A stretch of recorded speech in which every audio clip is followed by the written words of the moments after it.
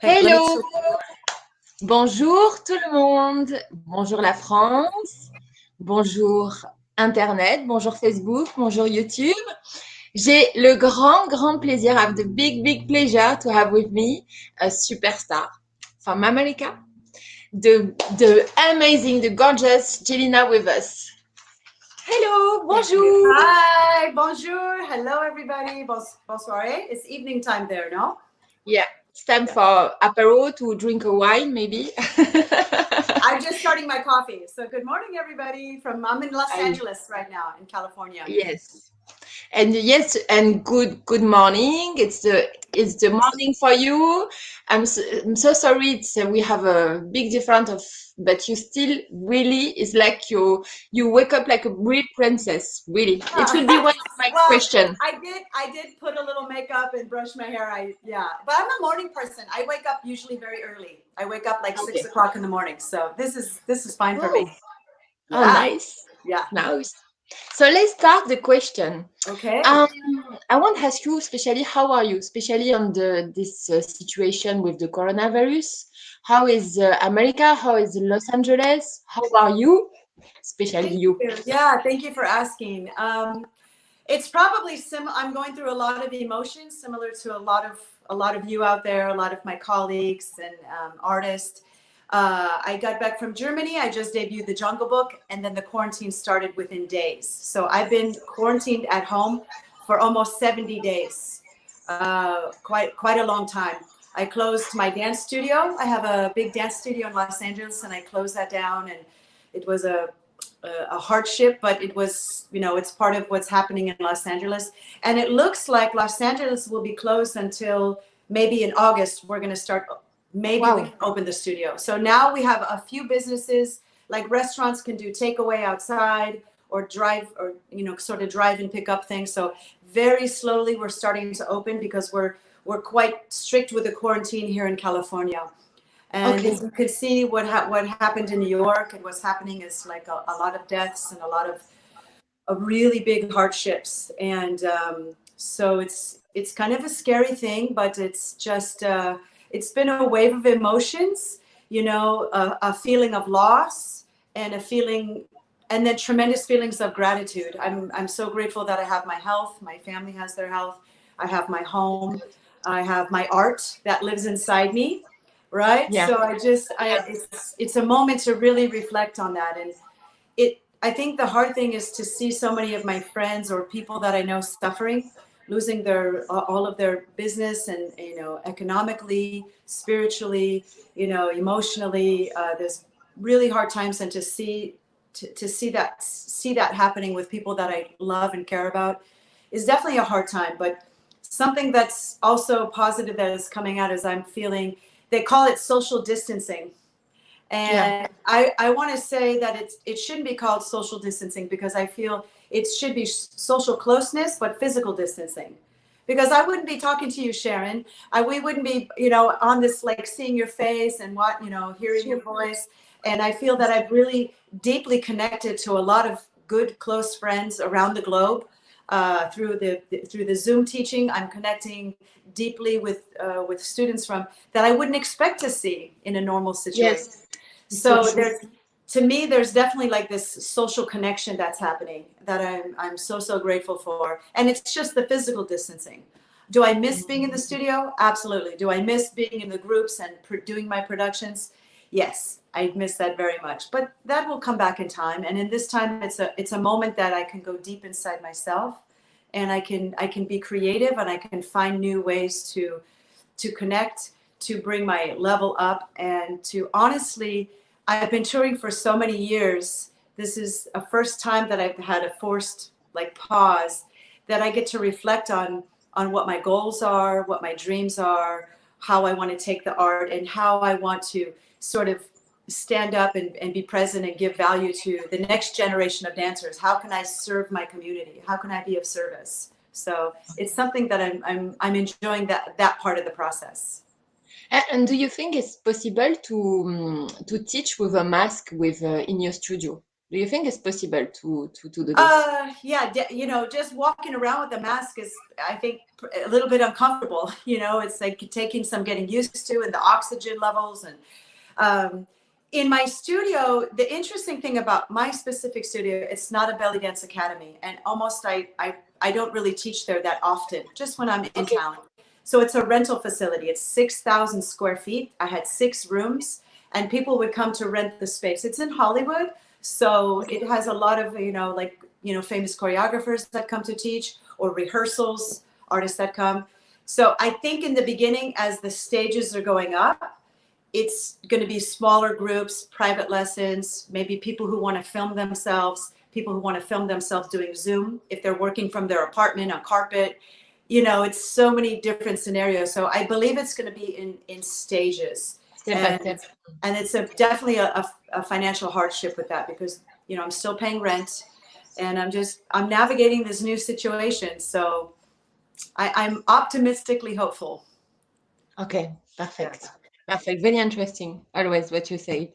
I want to know, let's speaking about your career, because you have a gorgeous career. You are, to be honest, you are a model for many people. Especially, I remember when I started dancing like maybe now 17 or 18 years old, but we all start to see your show, to see how you. Everybody in France know about belly dance superstar. Everybody know Jillina, choreography of Jillina, what she makes for us. And I want especially to tell you thank you from all my heart, because this is, like you say, the time that we can say also thank you for the artists who make the art up. And I want to know how you start your career. You come from, how you have this idea to be on Oriental dance, and I want to know everything.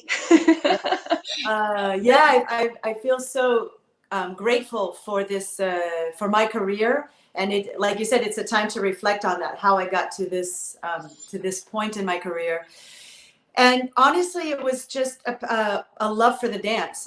I started out, and if there's any young dancers out there, like, you know, in your 20s and you're just getting started and you're totally obsessed with belly dance, you that was me, you know, so many years ago. I kind of got obsessed with it. I was doing jazz and hip hop and contemporary, other styles of dance. And then I got into belly dance, and I just fell in love. It felt very comfortable for my body. You know, when I was doing other styles like ballet, I'm not tall, I'm not skinny, I have thick legs. And so I never quite felt like I fit in, and my body didn't necessarily move that way naturally. So when I found belly dancing, and I found that, oh, these nice round hips are really going to, you know, be an asset in this style of dance, and the way I could move naturally, I just felt instantly connected to it. And then I got obsessed with it. And I was just studying and training, and I was going to Egypt and spending months there just training. I never worked there. I never performed there as a contractor or anything. I would just go and dive deep and study the folklore, study Sharkey, study the Oriental, study the culture, the music, the history. And then I just kept taking that journey. I started a dance company in Los Angeles, the Sahlala Dancers, and it was mixed between contemporary, folklore, belly dance, those types of things. And from that point, I moved. I was hired by Miles Copeland to direct and choreograph the belly dance superstars. So I was one of the choreographers. They had contributing choreographers. So that was a huge opportunity because I knew who he was. He was a really famous, music producer, and it was very exciting. We got to tour around the globe, and it was a tremendous learning experience. So every tool, every step I took, I kept taking the lessons that I learned in each step, and I would apply them there. So when we toured with superstars, we would dance in all kinds of different venues, theaters and clubs and different places. And through the years of experience of my company, I could approach those, adapt quickly, make quick decisions, and get the show going, lights up, curtain open, let's go. So you have to work at a fast pace. And then after that, I was with Superstars for I think 7 or 8 years. Then I moved on and I started my own company, Belly Dance Evolution. And that felt really good because with Miles, he was the producer and I was the director. So this was now I'm executive producer and artistic director.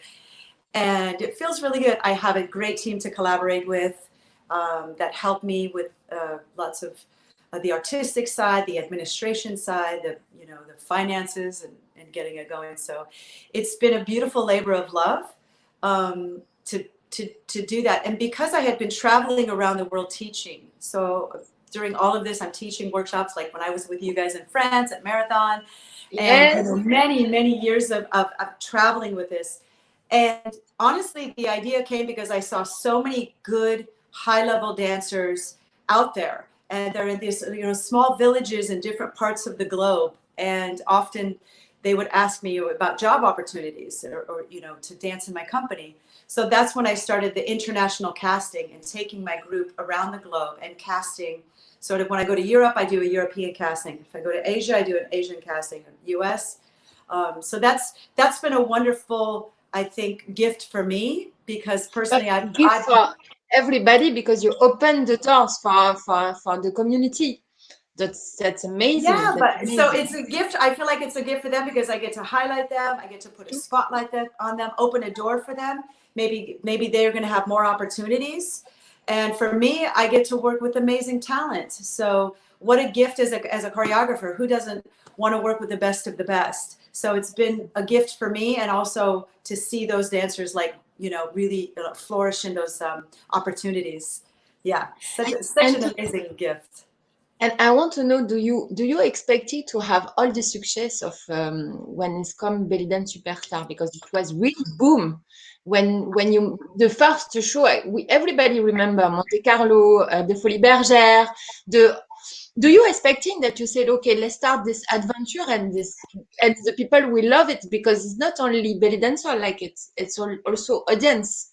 So many Arabic people and French people, and do you expected this success, or you were stressed? No, I mean, in a way, like you always, as an artist, and I think you can relate to this, is you do what you love because you're passionate about it, and then you hope that people like your art.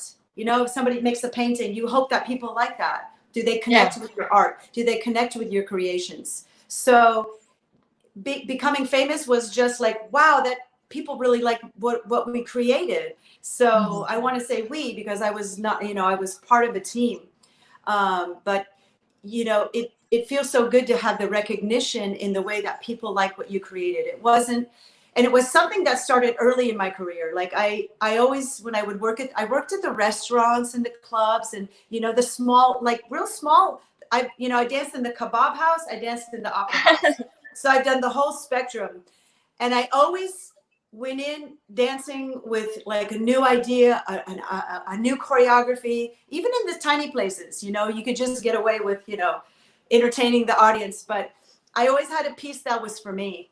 And I wasn't necessarily motivated by the money or the fame, but by the recognition that people like what I do, that if they can appreciate what I'm doing as an art. Because like a lot of belly dancers out there, and I'm sure, Sharon, you experienced this, the discrimination about belly dancing, that it's not a high art form and it's like hoochie coochie or something inappropriate. So for me, it's still and continues to be a fight and a struggle to not only entertain people, but to educate them. So that's something that I always have inside me. When I put my theater productions, do I want to entertain people? Yes, that's kind of part of who I am. At the same time, we want to educate them that this is a high art. So that was part of my motivation. Becoming famous was, wow, what an extra bonus. So I will jump on this. So let's go back to the Jillina kids when she was little. You was thinking that will be this job, or maybe you want to be a doctor, you want to save the world, you want to be a princess. Well, who doesn't want to be a princess? Yeah, growing up, I started dancing a little bit later, more as a teenager, not like 5 or 6 years old. So for me, I even consider myself like a late bloomer, like a late dancer. So I started dancing in my teens, jazz and hip hop and all those things. Then, I always loved it, but I wasn't 100, necessarily see it as a pure career. It was just something I just loved to do. And actually I was going to college to be a dietitian. Oh, I loved nutrition, I loved health and all those things. I was kind of into that. And then I started getting jobs through my dance.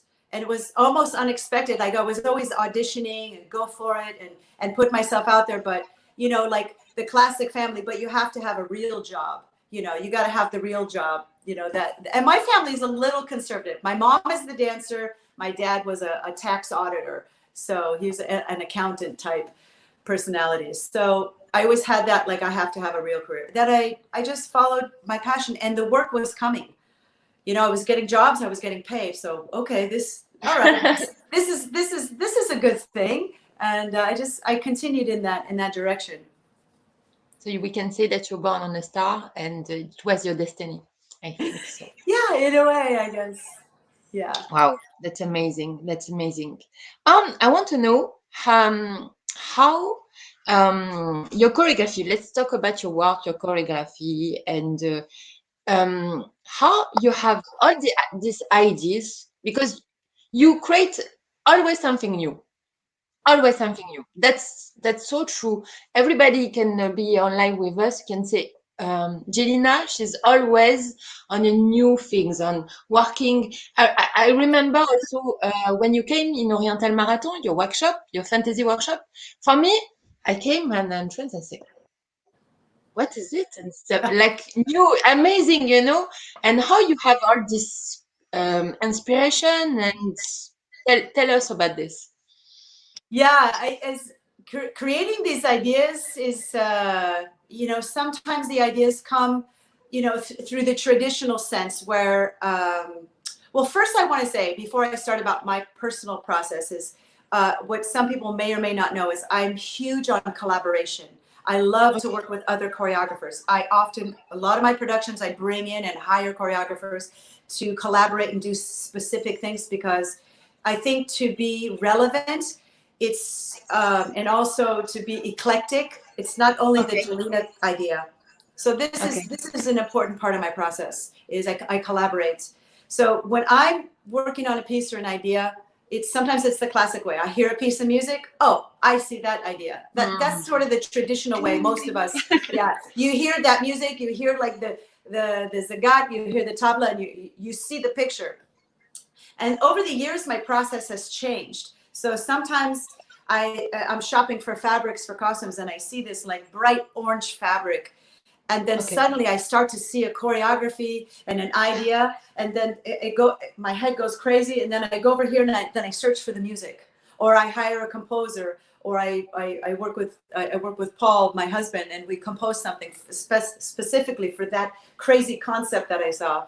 And sometimes it'll be an experience in my life, something, we use our life experience, maybe something beautiful that happened, maybe, dealing with grief, dealing with death. So a lot of those emotions, you can apply that into your art. So like I did a piece after my father passed away. I did a piece that was just really like a tribute to him. And it was really powerful for me, and it really helped me as a therapy, to be honest. So you can also find ways to apply what happens in your life into your art, and to make it give that personal touch. Sometimes I have a choreography, and I don't have a big message for the audience. It's a little message for me. It's a little something that I take with me, and then I think, or I hope that the audience can reflect something. Maybe they have their own story, but maybe they can reflect something that's authentic inside me that I'm genuinely feeling. So I think being authentic to myself, to my emotions, to my ideas. And I always, I've taken this sort of ballet approach. I don't necessarily want to have a voiceover explaining what the scene is. I want to leave it as art. This is the idea, like my new Jungle Book situation, my new production. It's like, Yeah, I don't need to spell it out. You can get it or you can make your own interpretations. So that's part of my process. Is sometimes it comes from the music or the fabric or something that happens in my life.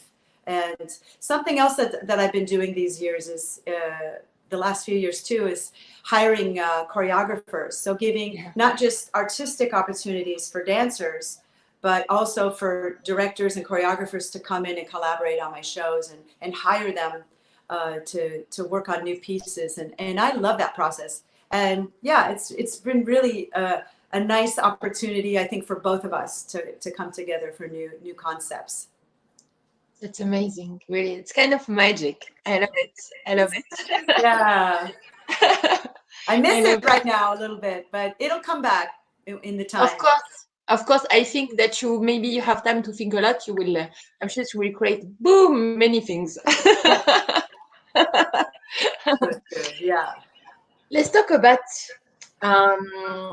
your secret of beauty, because to be honest, you don't change.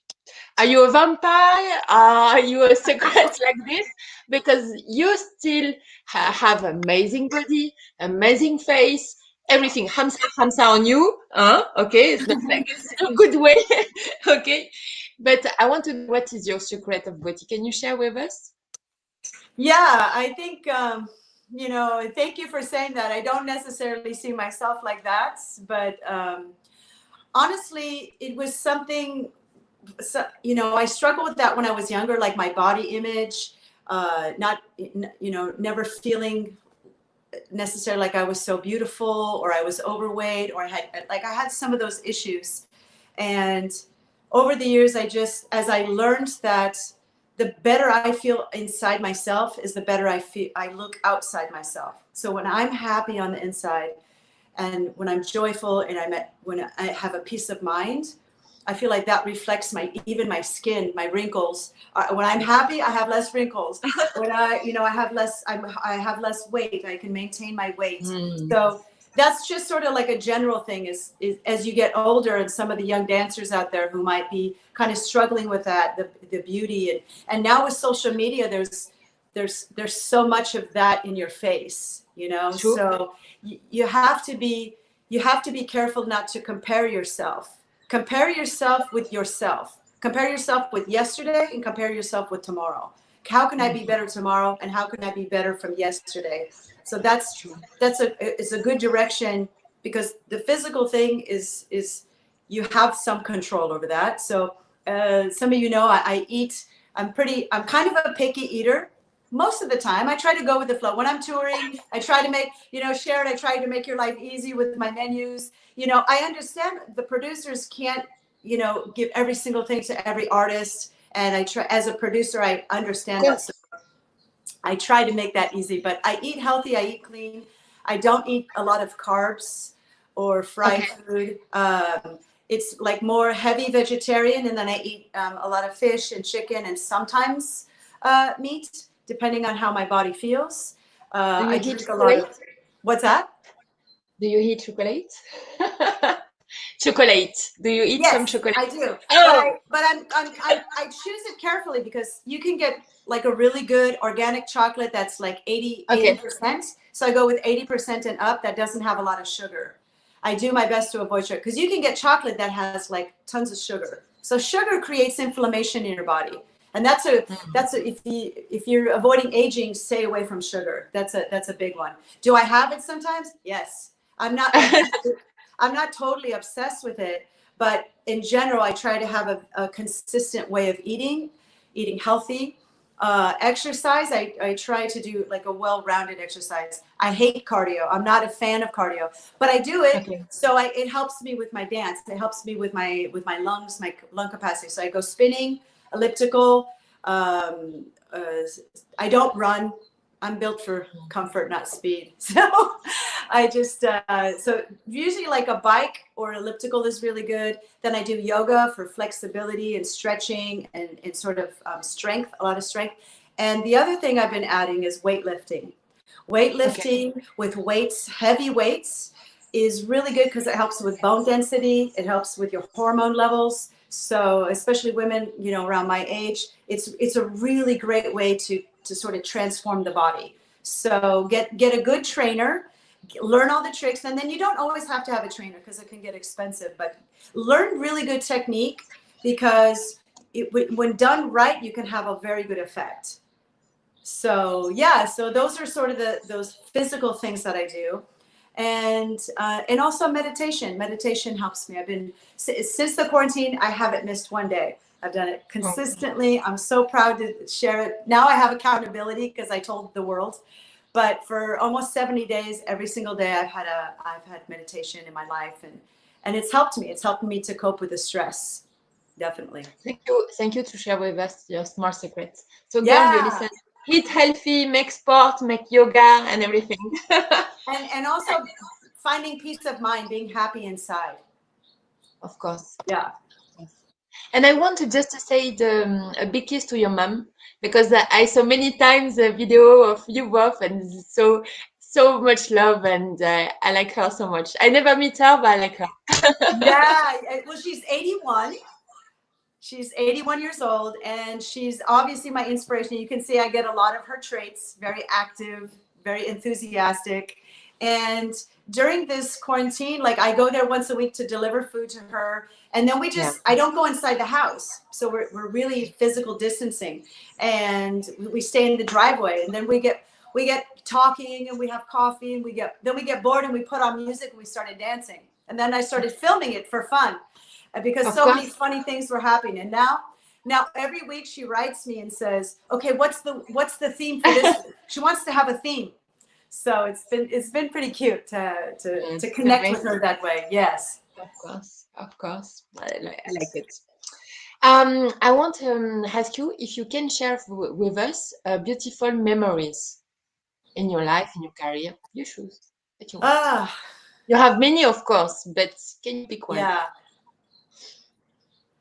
Well, I think I'll say, yeah, I guess when I reflect back on a personal memory, I think honestly, these moments with my mother would have brought us so close. My mom and I have always been like this, super close, very, very connected. But there's another level of connection, I think, because we both need each other so much. And when we see our faces, even though I can't touch her, it's like my heart is so full, my spirit is so lifted. The love that I feel from her just completely lifts my spirit. So I know this is going to be one of my memories, and I look back a few weeks from now. So on a personal moment to think about that. As far as my career, I've so many gifts that I've received, and so many opportunities. I think something that I took with me, that I felt so like, you know, like a pat on the back, or like I'm doing it right, is when I performed Belly Dance Evolution in Morocco, at the King's Theater, at Mohammed V Theater in Rabat. So amazing. This is a huge, important theater in the Arabic world. I mean, the most important artists have performed there. And to have my show presented there in front of an Arabic audience, a full theater, over 1,000 people, and for them to give me the response and applause and standing ovation, that they understand my art, they understand what my interpretation as an American dancer, my interpretation of Arabic dance in a theatrical setting. So that recognition in that moment in my career is something that I felt so proud of. One of my proudest moments, that I've arrived, I'm doing it right. Because you do your art, and you hope people like it, and people like it, and my belly dance community likes it, the public likes it. But for the Arabic audience, it's their culture. And I take a huge responsibility that I'm representing a culture, and I want to do it right. I want to do it respectfully. I want to do it with education. And so to have that recognition back, and to be invited multiple times back to Morocco with my productions, is something that definitely a high moment for my career. Absolutely. Oh, it's amazing.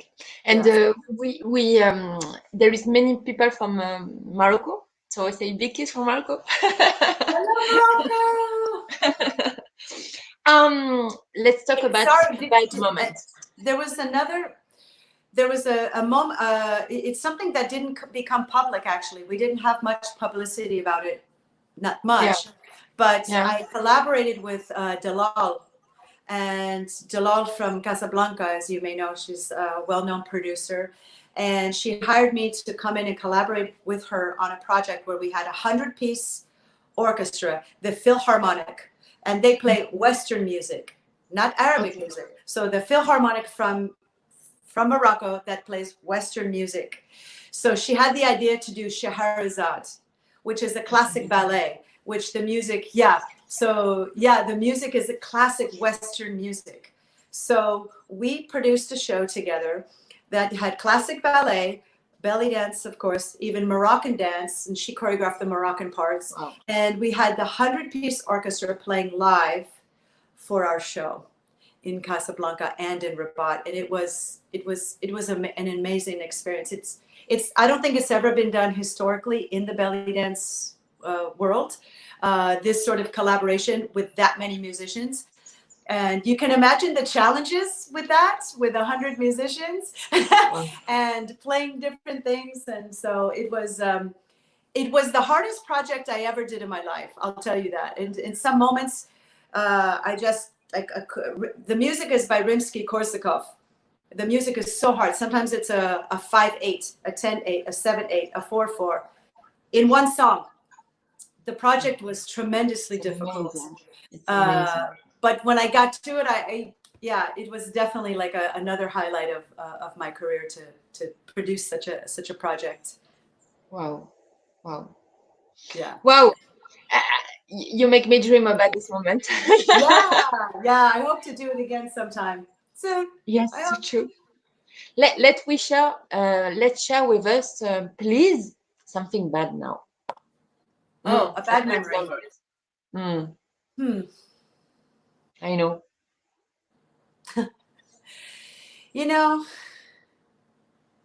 It's like every bad moment is just like you learn so much from those moments. Something is taken away. And about 4 or 5 years ago, I had to step away from my dance, my career, from everything. I was very sick. So I was hit physically with an illness. And it's not something I shared publicly. I didn't put it on any of my social media. Some of my close friends, knew about my illness. And it was a very hard moment for me, because in a moment, it feels like you're standing on the rug and they just pull the carpet and you're kind of free falling, like how your life is going along. And it almost like how this quarantine happens, like suddenly everything is completely different. Everything is, in some sense, many things are taken away. But I had the great lesson that I'm still the artist inside myself. Nobody can ever take that away. Nobody can ever take away what's in your head and what's in your heart. If you break your arm, you have that will come back at some time. So you can take away the physical things, but I was able to reflect and find this another level of gratitude for the things I have, and then to believe in myself as a choreographer and as a creator and as a teacher. Honestly, as a coach and a teacher, it encouraged me to keep passing my gift, to keep showing up for my students. Whether I was at my physical most powerful, no, I wasn't. But I was still able to show up for them. And those lessons that I learned those years ago are serving me now in this situation, because all my tours canceled, my studio closed, like all of my work stopped. That was on the calendar. So does that mean everything is stopped, or my career will stop, or my gifts that I have to stop giving and sharing my knowledge? So I'm able to just redirect that now. So it was a hard moment, but such a valuable lesson that I'm using today, right now, in this moment. Yeah. You're super strong woman, I swear. We have to learn. Yes, super woman. We have to learn. We have to learn a lot from you. Really, really. What do you prefer in your job? What do you prefer if you have to pick something? I think the thing I love most about my job is being a teacher and a coach and lifting lifting up my students. And the best reward for me is I've had dancers that I've worked with and trained and watched them growing and find their careers about becoming teachers, opening their studios, directing their own companies. So I always want to be that teacher that lifts them up and gives them wings. And even when those wings have them fly away from me, their success is my success. We've all had that teacher that tried to kind of keep you, and didn't lift you up to fly away.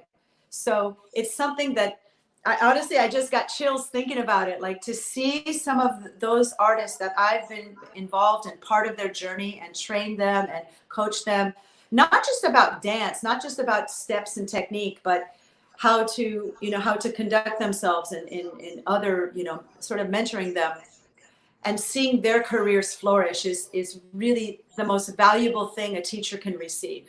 And I want to encourage other teachers, and especially the young generation of teachers, lift your students up and go into a teaching attitude of expecting them to fly away.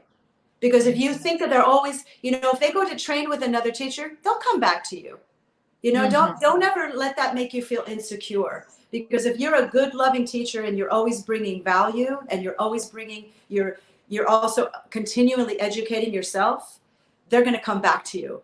And if they don't and they go on their journey, wish them well and enjoy their success, because their success is your success. And that's something that we see sometimes in the belly dance community around different parts of the world. Some people just want to kind of control their students. And I think that's, it's harmful for both. It's not, so to have a good career as a teacher, enjoy that success. That's something I love so much. Yeah. That's really nice. That's really nice. And tell us what you don't like in your job. Well, those long flights. Honestly, I just got used to it, and that's just like part of the process. But I think there's something, and some of you, okay, I'm just gonna like put it out there, but those of you who know me in the circuit and things like that, I want to feel connected, and I like to really collaborate with when I'm working in a festival, like with your festival. We had such, Daria and so many good teachers, and Elena and Michael, and King, the King. So many good artists, and I love to be together on those teams. I love to feel connected and be part of that. I feel very honored to be part of those sort of projects. So, but there's something that happens sometimes in our circuits, and when a teacher goes up and they're in front of the group and they belittle the students and tell them they're not doing it well, they're never going to do it well because they're not Arabic, they're not going to do it, they cannot do it, and it just putting them down to put themselves up. And it's something I've seen a few times. And honestly, it kind of hurts my soul a little bit. It hurts me because I see the pain that the students are feeling. And it just, it's, when you're a teacher, you have a responsibility to share your knowledge. First of all, that's your job, you're hired to share what you have. So your job and your responsibility is to share your gifts and to lift them up and help them succeed.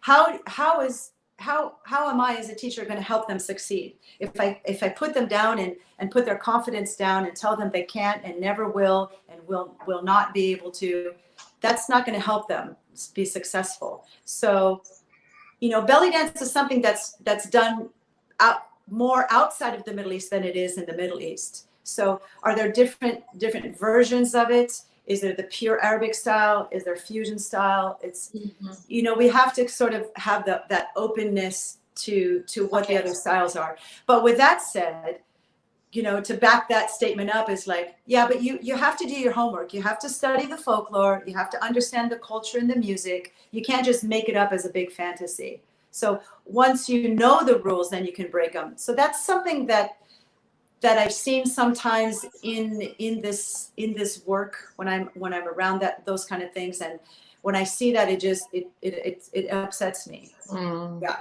Let's find a way to lift them up. Yes, it's true. Yeah, it's a responsibility. You know, when you become a teacher, you know, when I finally decided to become a teacher, my friends were pushing me. Well, I have to be willing to give away everything I know with 100% openness and generosity. So don't hold my secrets. Like if I have a little tip or secret that works for my success, and I can't hold that back. I need to be open with it. If a student come and ask me a question, I should be willing to and be ready for that, because sometimes, let's face it, we're going to be training our replacement. So, you know, you might be training your replacement, and that's part of the process. That's part of it. It's very interesting. Yeah. I can stay all night with you, or all morning. Yeah. Can you give me some your favorite dancer, your inspiration that you have? Can be alive or dead. Oh, alive or dead, or oh my goodness. Oh, okay. So many. I just have this like different influences, and I think that's something that has served me well, because I let myself be open to what moves me, what's going to touch me. And my passion is, you know, the classic Egyptian style. So when I was growing up, my belly dance years of growing up in belly dance, like I would watch the videos of Fifi Abdu, Mona Said. Yeah, of course. That's just like, that has to be part of the program. So Fifi Abdu, Mona Said, woof, Suhar Zeki, and of course Dina. So those were the influences I had watching them, and the inspiration. And even on video, the level of artistry, the level of feeling. And then when I got to see them live, I never saw Suhar Zeki live, but when I got to see Fifi live, or Dina, or Mona, how it transformed me, and how I understood how profoundly, how feeling the dance is just as important as having good technique. Like the feeling and the technique have to be. Oh, don't look at my manicure. I have a big. Don't worry. Oh my God, I'm not going to show you my hands. We are like this. We all understand you. Don't worry for it. So that the level of emotion and passion has to be matching the technique. So that was like my aha moment. And then dancers like this new generation, some of these dancers like Daria, like she's so present, and the way she moves. And I remember seeing her. Daria. Daria. Okay. Yeah. Daria Mickiewicz. Okay. Yeah. I'm trying to say her last name because I'm not good at pronouncing it. Mickiewicz? Yeah, Mickiewicz. Yeah. So big heart for that young, talented, wonderful dancer. So I remember seeing her in a competition many years ago in Egypt, and I was like, poof. Oh yes, I was there. Yeah, I think we were hanging out there, Sharon. Yeah. So when I saw that, I knew immediately, if she follows the right path, you know, if she follows the right path here, her dancing is going to take her career. She will be one of the best dancers of that generation. Like really, she will be that, because the dance level, the hip technique, the musicality, those elements of that, and I really appreciate that so much in her. And I'm so happy when I see her career going and those things, because to have a good career, you have to have, you know, you have to be a good person too, because you have to be able to work with people and get along with people and have a good attitude, and you know, all of those things. So, you know, to survive that. So I'm so happy when I see those dancers, you know, striving with that. And yeah, it's just so many good dancers out there that I get inspired by. I still go to workshops. You know, whenever I'm at a festival, I show up. Sometimes I'm a little tired because, you know, I'm teaching, performing, not sleeping, jet lag, and all of those things. But I really enjoy to see other artists. I like to learn, you know, as the student experience, because there's things that I'm going to learn, like, oh wow, the music level is too high, too low. the volume of the microphone is good or bad, or the students, or a new way to teach old technique. There's always something to learn. So, That's amazing. And girls, you listen this, Jillina still continue to take class and workshop. Very interesting. Yeah, and honestly, I think part of that as a teacher, when I show up in there, I have to let my ego out, because I'm going to make mistakes. I'm not going to master. I'm not that good a student. So, let yourself make mistakes, take your ego out. And also I'm also being a teacher by me being in the room. I'm showing the other students that even the teachers take classes, and you continue the education. So part of that is also part of my teaching, that it's not about your ego. Take your ego out and just think about the mindset, growth mindset. Keep growing, keep learning, keep sharing. Yeah. Understand. And how do you see the future of Oriental dance? Yeah, there's so many things coming, and especially in the last 2 months, how things are shifting, the whole shifting of online. Before that, there's this tremendous, I feel like the level of the dance is going up so high. And that's something I'm really happy about, because the dancers they're coming in with this strong dance background. A lot of the Russian and Ukrainian dancers, very physically capable, and when they really master that technique and those dances, it is remarkable to watch them do this art form. Some of the Argentinian dancers, that really high level of physicality, and they have their own approach to the dance, which I admire as well. So seeing that dancers are getting into it at a younger age is gonna bring the level up higher, because the physicality of it.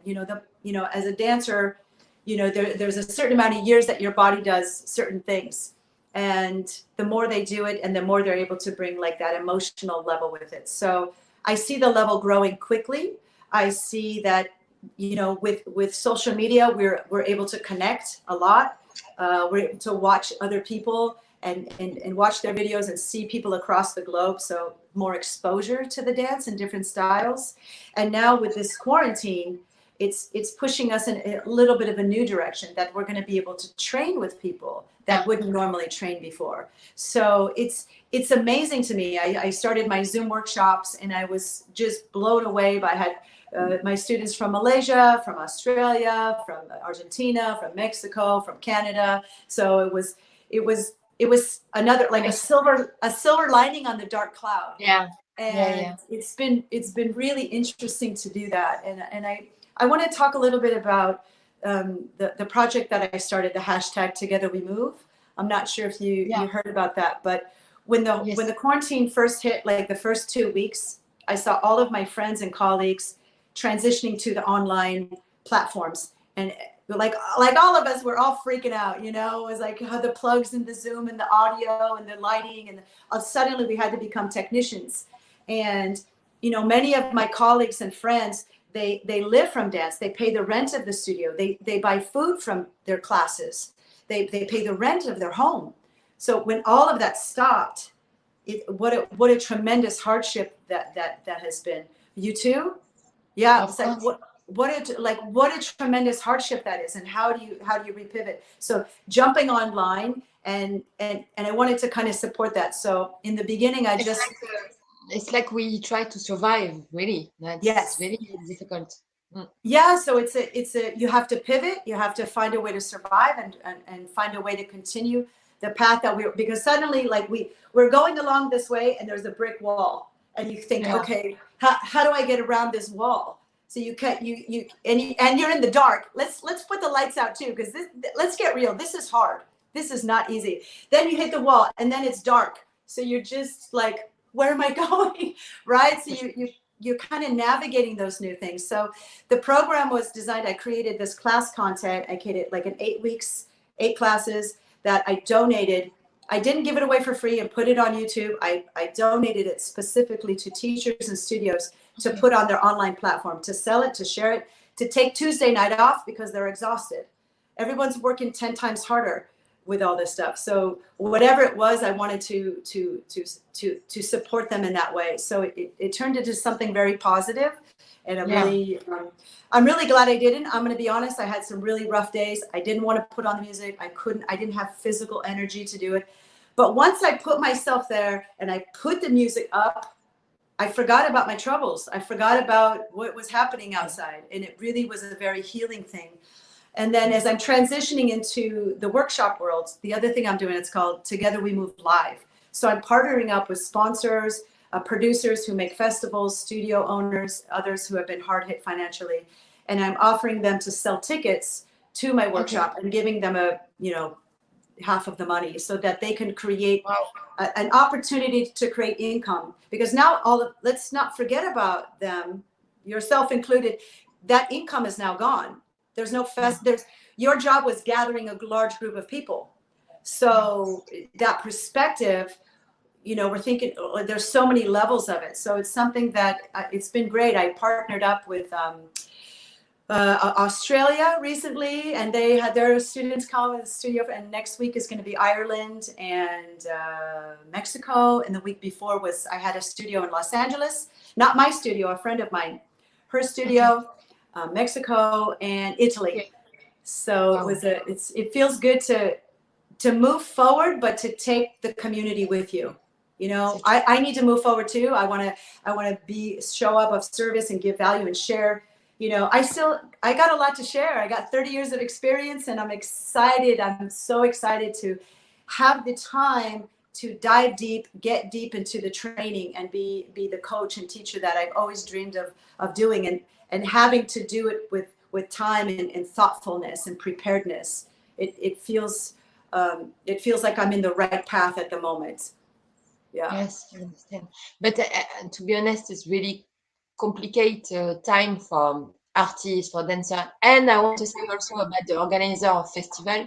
Yeah. There are many. I think about Mercedes. I think about Mohamed Shahin. I think about Munich. Not Munich because she makes it before. I think about me. I think about that we put so much love and work, and we lost money and everything, and that's really complicated this. But, there was so many big festivals. You're right, Mohamed Shaheen and Mercedes and yourself. Like all of you guys had to shift. When is your new date, Sharon? Do you have a new date? I move for next year because I was when I start this virus, I was thinking. I said maybe I move a few months after.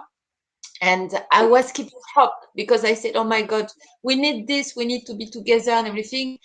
And I was waiting every day, every night to see the news, what's going on, what is about the border. And I gave up because it was too much stress, too much this. So I said, okay, next year will be like this. But you pay location, you paid the flat, you paid everything. It's your passion. It's your work, but it's your passion. So you never. I mean, it's such a huge loss because some people, I don't know about if you were able to get some of the flights like extended. No. Yeah, that's really tough. And you have that, like, what a huge loss that is. So, but honestly, just waiting till next year. Yes. Because it's sort of unknown territory, because when we do go back, like we were talking about the studio, it's going to be in stages. Are we going to all be in a mask? Are we going to have to have, like, instead of 50 people, does that mean now it's 25? And what does that mean for a sponsor? Of course. Right? So it depends on the space, and also, do people feel comfortable traveling and getting into a large room? Exactly. But we miss each other. I want to hug you. Yes, it's true. I just pray that the people, also students and teachers all the world, understand that we need also support, and that they accept that it's not possible, and they come in the next year or something like this for all the organizers in the world. So I think so. And I've talked to a couple of friends, and I said, keep saying that. Don't say canceled, say postponed. Yes, it's postponed. Yeah. For me, that felt better too, because I had so many things on my calendar. My calendar was like a disappearing. Yeah. So most of my work has been postponed until next year, and my sponsors, like, obviously, that's the right thing to do, and I support them 100%. And I want to also find ways that I can support that community financially, because let's be real, that's part of it. You know, we don't always talk about it, but it is there. So yeah, I think we need really to be united all together. absolutely. And I want to ask you a last question, very interesting for all the dancer watchers. I can see Feriel Rodriguez just here. Hello, Feriel. Hi, bonjour, hello. I can't see any comments, so I don't know if anybody's saying anything. Yes. And there's many girls will after listen this interview, because now we start also people working or cooking, and it's Ramadan also. So can you give us some advice from the dancer, for the teacher, for the community? Yeah, I think everyone's having a different level of a different situation. So I think there's a couple things that I do on my day, like during this coronavirus. So I'll just talk about that, and then so I make sure that I sweat every day. It's a great way to release a lot and bring up my bring down the cortisol levels. So I sweat every day. I reach out to 5 people every day. I make a connection. I try to, by sending love out or being supportive to others, it actually fills my spirit. So it's a win-win. So I reach out to 5 people every day. I eat something healthy every day, and I meditate every day. So I try to have like a ritual of having a schedule, because sometimes the days just fly away. Like every day I eat lunch at 1:00 in the afternoon. So don't call or text me at 1:00. I'm eating lunch. So I actually have like a lunch break, like I have it scheduled. So during this time, think about having a schedule and write down your goals. The goals might be different. Write down the goals. They might be a little bit different. And for those, that younger generation of teachers, because I've had conversations with some of them, and they said, my God, I worked so hard to get here. I just started teaching on the circuit of workshops, and I just got to that point, and they're on the way up.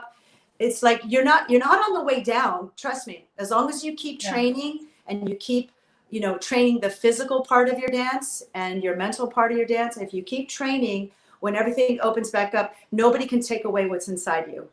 That's always going to be inside you. Nobody can take that away. They can take away your physical things, maybe the costumes or other like physical parts of your dance, but the dance is inside you. And always remember that, and take pride in that, and refine that. It is a tool. It is a gift, and don't take it for granted.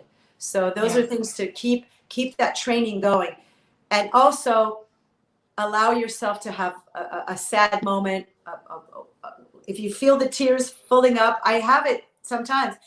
Cry, let it out, have a sad moment, and then dry off your tears and get up and keep moving forward, because this is not just 1 day or 2 days. This is going to be time. So honor honor yourself and honor those emotions, but know what you have and your gifts are inside you. Yes, I understand completely. Thank you so much for all your words. Thank you so much. And where can we see the interview? Where is this going to be posted anywhere? It will be now in Facebook after, and this is online now, and YouTube also. And now we have a guest is waiting at the door for come. She wants to say, I think, hello to you.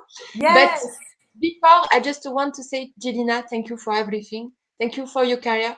Thank you from all the dancers in the world, and the teacher that you bring. You give us so much inspiration, so much love, and thank you really for everybody. My pleasure. Thank you so much, Sharon. And I wish you the best of luck, and know that you just reach out to me if you need anything. Thank you so much. I know. And now, let's say hello to Orit. Bonjour. Hi. Hi. I'm so big. Yes. I wonder if I can do a screenshot. Can you do a screenshot? Yeah, get a screenshot. Let's take a selfie like this, girls. Hi, Jillina. You know, Sharon, it's the first time we meet. Yes. Yeah. No, really? We missed each other and sort of worked almost together. Oh, and wow. I That's amazing. constantly asked Jillina to come to Eilat Festival, and Yeah. it didn't work out so And then you far. were pregnant, so I covered you in some Yes, other festival thing. We're always like, yes, yeah. yes. So I was in one of my pregnancies. I was canceling my event in Sweden, and Jillina took over. And there was something else in Japan. Remember? yeah, You that's took right. over as well for me in Japan. Wow. So we never met. Yeah. I think Well, that of course, I follow your career, and I really enjoyed your interview on the podcast. Yeah. Yeah, you're such a beautiful, interesting artist, and I'm wishing you lots of success. I know that you have such, so many big projects that you do, and I hope that you stay safe and healthy during this I time. am. Thank Yeah, you. Thank you good, for good, all good. your Yeah, kind words.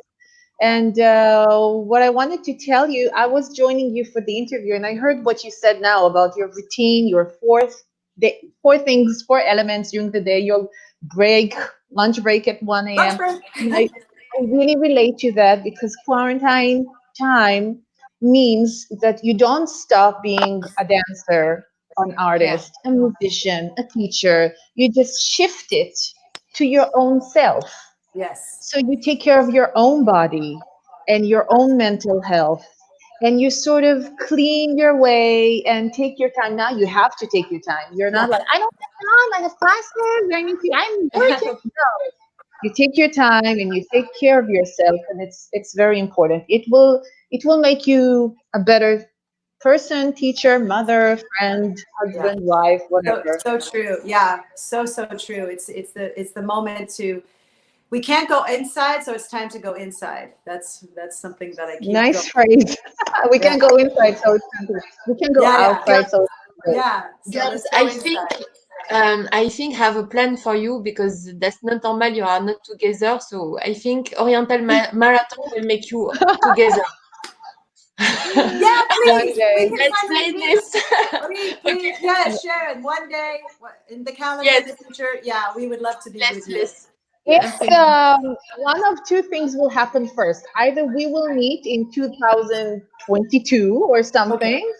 Either we will have the first Zoom belly dance festival with like a huge lineup because everyone can fly to Zoom, you know. You don't Exactly. need to be, oh, I don't have a visa or something. Everybody can Yes. fly. Students from all over the world and all the teachers can meet. One of them will happen, either Yeah. this That's one or true. that. That's true. That's true. Yeah, Okay. absolutely. Let's All right, plan guys. this. Have a So great best of interview. luck, I Gina. love you. Big Love kisses. you. Thank you. Mwah. Ciao, ciao. Big Bye. kiss. So, Hello. Bonsoir, hello. mesdames et messieurs. Let's be together for our Yes. interview. Hello. I'm very, very happy to have you in this interview. You know how much I love you and how much I follow you for many years.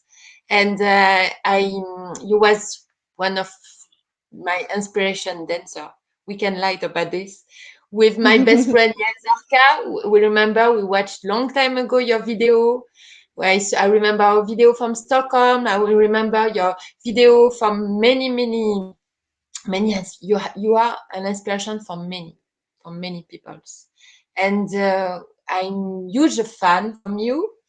And I want to say thank you to be there with us. Thank Orit you for Maftsir. inviting me. Again, you've invited me for so many.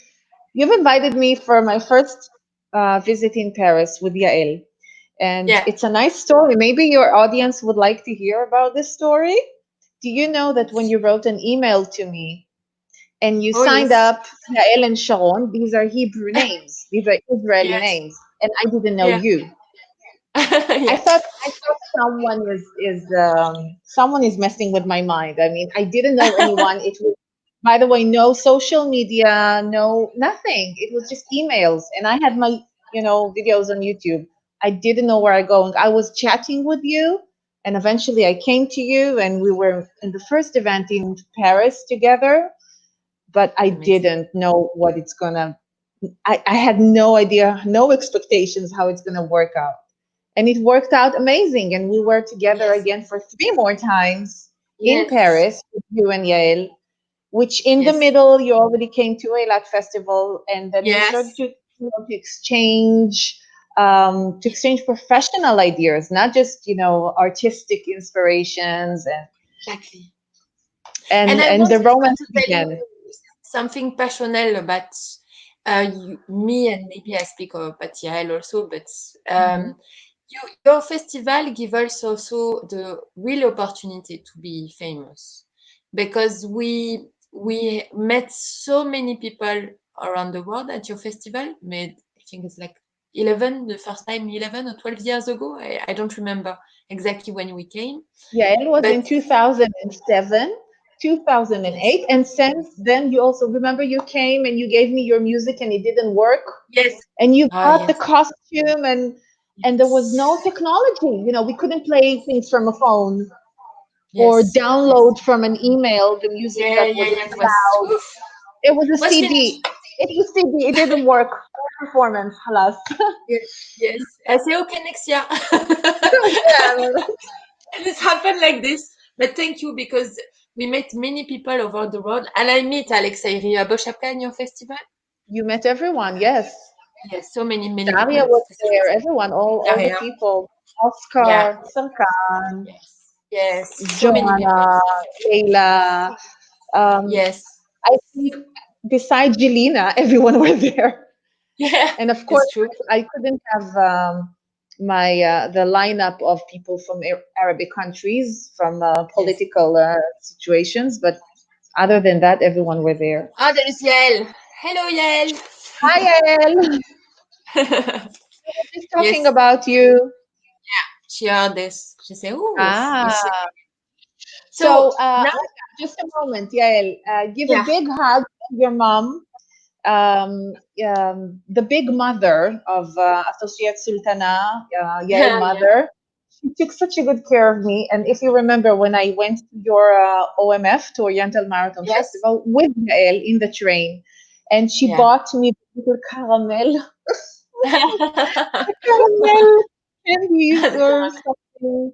And really, your hospitality in Paris every time I came was so friendly. And remember, we were in the hammam. Yael, remember the hammam? It was No, we great have time. great, Remember the great drum time. solo that we did in the street? Oh yes, I remember We this. did This the video drum was solo very on famous. Champs-Élysées, and we took a video of us dancing with jeans in the drum solo in Champs-Élysées. It was amazing. I remember Yes. this. And Yes. look at where we are today in our home in quarantine. My kids are locked in the room. I have the key. So, so now, how are you? That's your kids locked in a room with the situation coronavirus in Israel and They, everything. they are very strong. They can break the door if they want. So I gave them food and videos. Be quiet for 30 minutes. Okay, okay. How is the situation in Israel with the coronavirus? How do you live? How is your Um, feelings? well, you know me. My personal way of living is I live in a bubble. Okay, I Mm, don't live outside. I live in my own shell. So I'm surrounded with my own energy, family. I made a very good time during this 70 days of, from March 15, even earlier. Actually, when Eilat Festival finished on March 2nd, there was here in Israel elections, and my kids mm. didn't go back to school ever since. And Okay. so it's been over 2.5 months that we are at home, and it was a very good and productive time for myself. But Okay. the country was very upset and Yeah. stressful, and people definitely lost many jobs. And this Mm, was all happening during political hostile environment. We didn't have a government, and it didn't work well for us. But there was a lot of positivity coming from the community of the people I know, from yeah. dancers and musicians and artists. There was a lot of, like Jillina said, the online messages were very positive. People were very optimistic about becoming a healthier community and more friendly community. And whoever was creative was very creative. So Yeah. we found a way to reach out and to stay optimistic and to feel that we're creating, even though we didn't step out of our homes. Mm, So I actually could have one more month like that or two. Okay. I had a good time. Really. I Okay. don't even send my kids back to school, even they are opened. I think they're Okay. better here. Do you They survive? were blocked. No, I'm joking. Do you survive of this? Because to be dancer, have many kids and everything. Because it's not only one kids you have. 3. Three kids. I have them for a long time, so I know what it's like. It's not new to me. Yes, yes. There is people write us so many good memories in a Lat festival. You see, so French Well, people. thank you. How many years do you been dancing now? 20. March 1999 was my first belly dance class. So we are now in May Okay, 2020. okay, And 21 years actually since I stepped into belly dance class. But before that, I did classical ballet, modern ballet. I was, I wanted to be a dancer, but I didn't go there. And my career shifted to another directions, and okay. that's it. Wow, but it's amazing how many. But do you, as a kid, you want to be a dancer? Yes, I wanted to do many things, and I'm very lucky to say that I have done them all. And one last thing that I still didn't do, I'm going to do. But Okay, this is for another interview. So, yes, I was one of those girls who danced and jumped on sofas and stayed in the room for hours. When I was okay, doing school, I had 4 days in a week of ballet and modern dance classes. And when I was in high school, I'm sorry to say I didn't go to school in the morning because I didn't wake up because I was dancing Oh, in my room all night with video cassettes of David Bowie performances and really? Prince performances and Michael Jackson performances. I And like it. I I like this was, kind of I machine. had Thank you. videos, I bought videos and I just, dance but I was also admiring classical ballet. I wish I would have been a ballerina, but it would not have been healthy for my personality. So it's good that I'm a belly dancer, not a ballerina. Oh, okay, okay. So you start a class with ballet, and when you discover Oriental dance, I know in Israel is the country that you love. They love so much the Eastern music, and as the wedding cannot be without belly dance. Yes, in that sense, People don't Israel know this. has a lot of Arabic traditions, and belly dancers have a lot of work. So in that case, I was once I've decided that this is what I'm going to do, I had work all the time. But remember that I didn't come from an Arabic descent family, so it was Yeah. very far away from anything I've ever known. Even living in Jerusalem, which is mainly Arabic Jewish people, it's very mixed. So even then, I was not exposed to anything from the Arabic culture. The first time I heard of Kulthum was when I took belly dance classes. I was not exposed to it at all. Most of the Israelis, including my grandmother, who lived in Russia, who was born in Russia and came to Israel, watched Arabic movies, black and white Arabic movies every Friday. So it was part of our culture, but I was not that was not my kind of culture. So I didn't want to go to belly dance, but I found myself going there because I wanted to take classes like flamenco or something more exotic. But March 1999, most of the classes were already preparing for final year shows. But Okay. guess what had no standards? Belly dance. So I could come in the end of the year and start learning with people who started already in the beginning, because in belly dance, you always accept students anytime, Okay. right? Let's True. admit it. True. Belly True. dance is amazing, and all the good things in it are also the things that causing a lot of problems. So it's a coin that has two sides. It has no standards. In any age, anyone, men, women, or children, can start dancing. It can be a hobby, it can become a profession, it can be anything. Anyone has the right to dance, and eventually anyone can perform. Yeah. And also anyone can teach. So this is something that is blessing our community and creating a lot of color in the community, but there will never be the same respect that other dance engineers have, because we don't have a strict, standards like in classical Exactly. ballet or in professional ballroom or in any kind of sports or athletic arts. So we can enjoy this and say thank you and have Yeah. hundreds of people in our festivals because of that. But we will also need to know that it will never be something as, let's say, even respectable for people as some other dance engineers, even though there are hard working dancers and hard trained athletes and Mhm. super, super, super intelligent, creative, busy people with career in belly dance.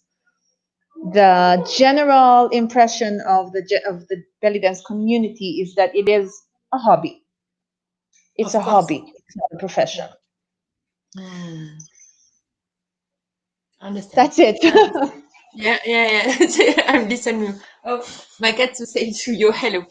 Um, Hello, cat. so yes, couscous. By the way, remember I told you that my kids can break the door? Yeah. Okay, Good. let's go. They're Yeah. here, so Okay. Okay, they let's broke the go. door. Okay. Hello, kids. Please. No, Okay. So I want to know. yeah. So when you was a kid, do you imagine to be a superstar, to be famous, or maybe What? you want to be doctor, N- or not? On what base? No, no, I was No. so far away. First of all, Sharon, I'm very tall.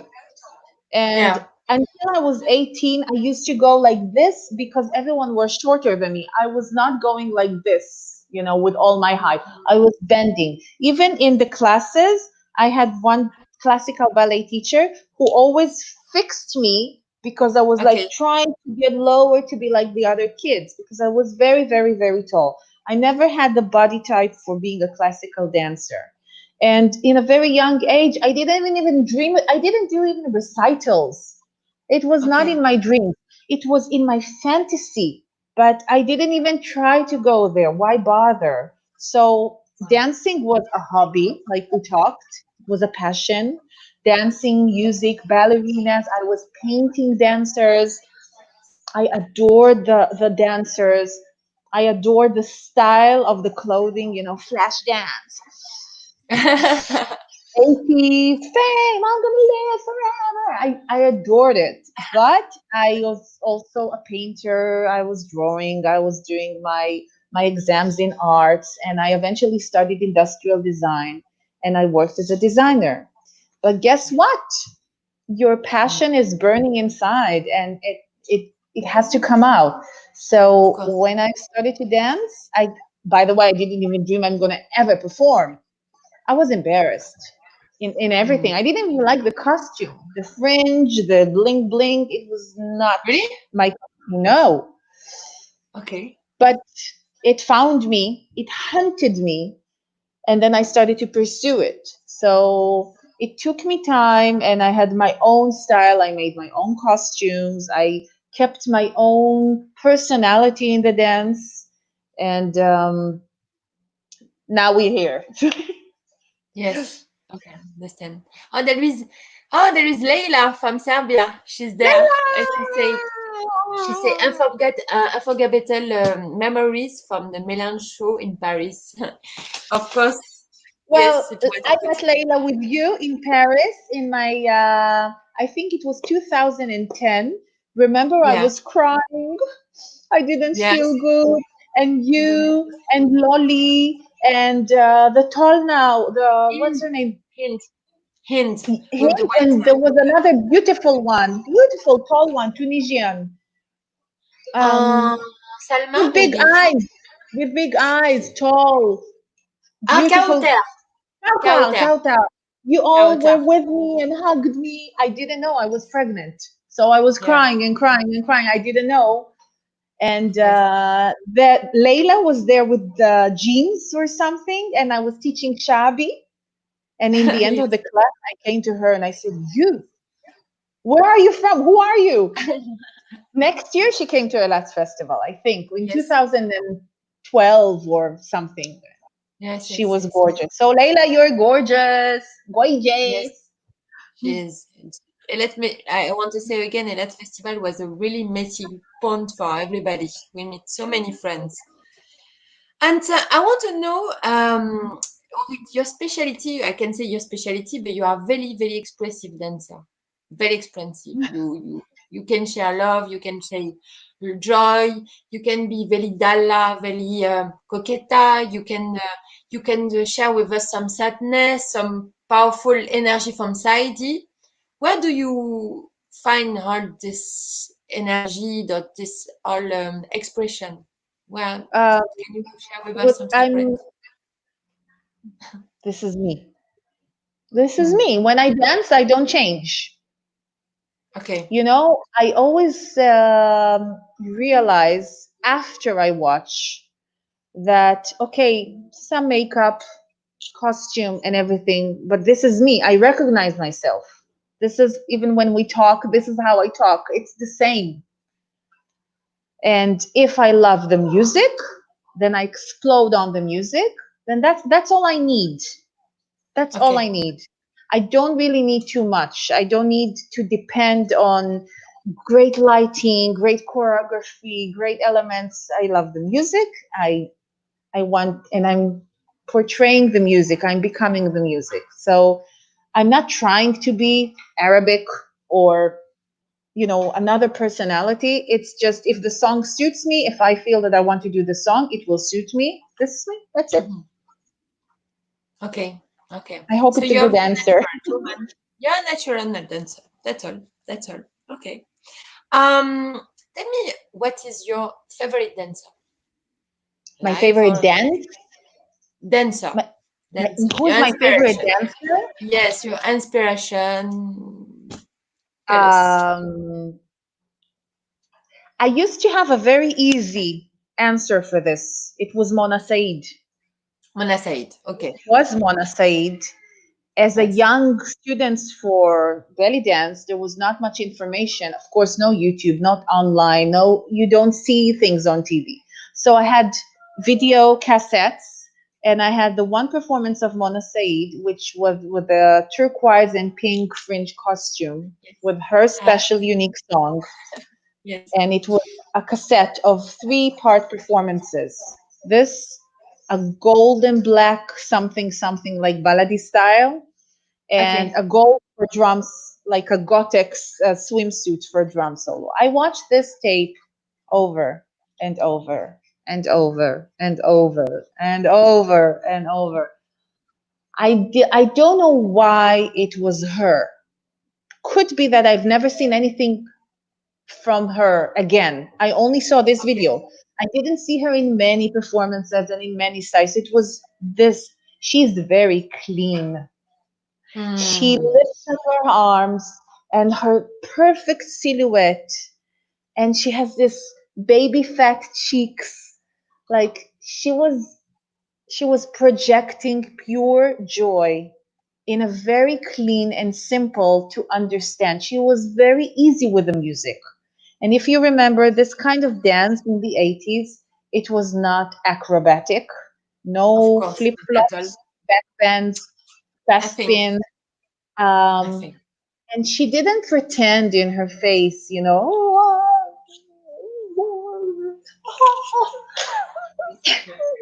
No, she was natural.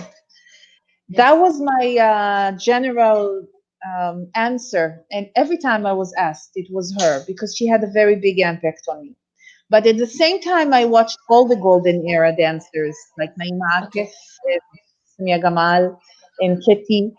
And I was a lot inspired by this big creativity in costumes and stage until I found out Fifi Abdu. And you know what Ah, happens to any dancer in her beginning when she finds Fifi Abdu in the 80s? All you want to be is Fifi Abdu. You want mm. to eat and to stop your diet and to wear galabia and just to be like her. You want to stop learning anything and just to have her hips. So true. So, and then after that, I was exposed to Dina, like all of us, in her early 90s. And wow, what a change of angles, because Dina started to move in the space like nobody else did. She started to work her way in the space, and she really started to bend her back and do other things in the posture. She was not, standing alone and just the hips moving. She was moving and shifting. So she brought a lot of musicality and body weight. So I really got connected to that. So I think until Dina, this is the way, the golden era, Mona Said, Fifi Abdu, and Dina. And I took everything in. But I'm still learning. I'm still watching. I'm still looking in competitions. I see young women. I see young male dancers. I'm overwhelmed with what's going on. And after I stop panic that I'm old and I can't do anything, I realize I have my own space in the time Yes. of what I can do, and I let it go. I let the ego go, and I enjoy to watch the new ways of dance in the new generation. Good Wow. answer? Yeah. Wow. Very good answer. I totally agree. Totally agree. Wow. I like it. So interesting. I knew it. I knew it would be so interesting. I want to know, what do you prefer in your job? A lot of time at home with my kids. I'm independent. I have the time to take care of my own agenda, and I like routine. I don't, hang out and everything. I'm going to the gym every day, and I have my diet of what I'm keeping, and I take the kids to school in the morning and pick them up at lunch, and I have my routine with them, and my creativity is there 24 hours a day. I have Okay. all the day to take it out. I don't need to do things between 2 and 4, or for Yeah. 1 week I need to do and for Yeah. other. Yeah. I can. I'm always balancing between my mind and the time I have, and it ends up okay, I think. By the way, I need to ask you for a break, just a moment, because Elino is crying. Okay, just a Okay. No moment. problem. We Just wait. a moment. I will I'm ask. sorry, you can chat now. Just a moment. Yes. מה קרה, Yes. אלינור? Totally. את תעלי למעלה לחדר כי אני באמצע ראיון ואת מפריעה לי ואני ביקשתי שתעלי לחדר ואני עכשיו לא מתייחסת. אני לא יכולה לעלות לחדר כי יורד לי דם ברגל. Yes, okay. Okay, she's bleeding. She says she's Oh. bleeding and she can't walk on her foot. Oh, yeah, yeah, yeah, yeah, yeah, yeah. Yeah. But it's okay. We don't need an ambulance. Yes, we'll try to make So, first because I know so it's I difficult. love being at home in quarantine, but these are the conditions, of course. Of course, of course, of You course. know, you know what I really love about my job? Tell me. I can do what I want. Oh, that's I a can do nice what I answer. want. I can wear what I want. I'm designing my own costume. Who says it's ugly? It's a belly dance costume. You can do what you want. I can dance Exactly. anything. I can create in my festival any scene I want, any design I want, as any graphic design. I can book any teachers I want. I can teach students that I want and say, I have no room for you for the students that I feel that maybe I will not teach them very well. They will not enjoy my classes as I want. I feel that this is something that gives room for Of everything course. in my personality, and it gives me time and a lot of feedback in a normal, it's not stressful. I learned to take off negativity and stress from social media, for example. I don't have Instagram, by the way, because of that. Oh, I just don't want it. okay. No, thank you. I don't want Okay. to be too crazy with social media, with demanding, with comparison, with look at me, look at me, look at me. I can Of do what I course. want. Of course. This is a yes, the freedom. You love the freedom. Okay. And what do you don't like? Right now, as we speak, I don't like that my kid is crying in the room and I'm in the interview, so and it bothers me.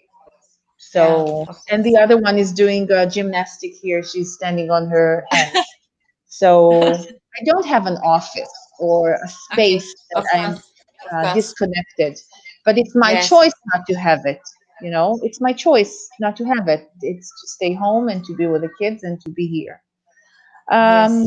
I used to didn't like in the work when it's very inspiring when you have colleagues that push you up. I'm a colleague that push up other people. That Mm, if the community has creativity and people push up each other, but mm, the downside is when people are taking down, yeah. either with bad talks, gossip, copycat, a lot of yeah, disgusting human behavior because you work with people and people can be sometimes having really bad behaviors. But I guess that even if I was a dentist or a lawyer or a classical ballet dancer, it would have been the same because people are people.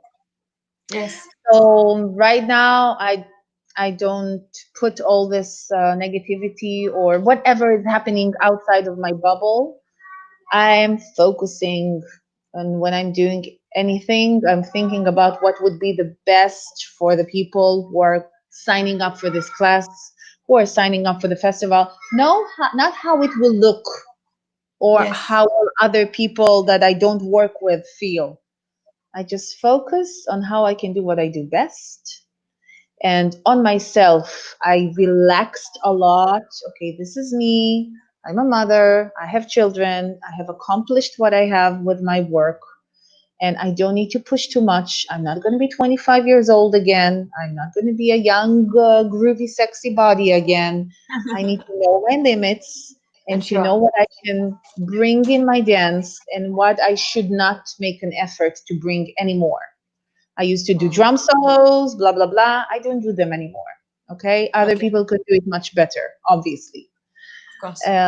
So there's a lot of things that as you grow up, you know who you are, what is your value, and how you can focus on that and bring your value in the best way. So you don't Mm, spread your energy on nonsense. I don't run around.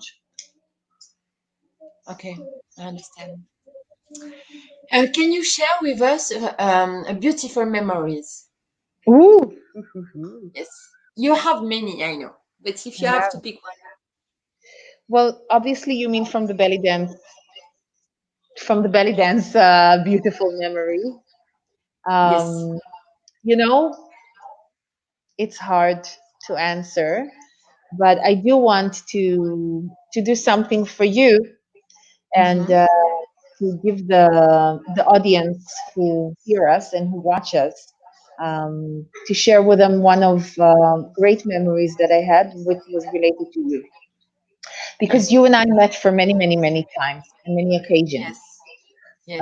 When you invited me to Paris with Yael and later on in the other shows and in your Oriental Marathon Festival and when you were in Eilat. But the one memory that I want to talk about was the first workshop of the Oriental Marathon Festival, which was in the big Mm, hall of the casino. And I had the yellow costume, and Serkan took yes. photo of me. And in the audience, like always, were many, many brilliant dancers. Some of them, it was 4 years ago, have become now your teachers, or like in festivals that you see the progress of the people. Yes. I had, I think, I have a natural high. Okay, I think this is what people, when your endorphins work and everything. Many, many workshops you feel this, but in this specific workshop with Banu Banu Banu Ah, and all this. yes. I love this one. Yes. The energy in the studio was I don't have hairs, but it was like goosebumps. And the girls were clapping.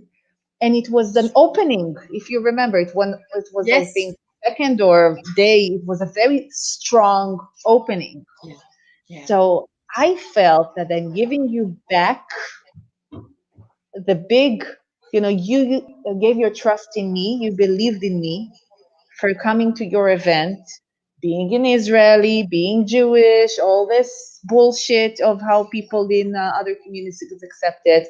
But you said, no, I want Orit in my festival. And Yes. I felt that I gave you back the check you signed. You said to everyone, trust me, it's going to be great. And it was great, at least that workshop. And I felt that you see, Sharon, thank you. It was worth it. The energy in that hall and the good positivity over there.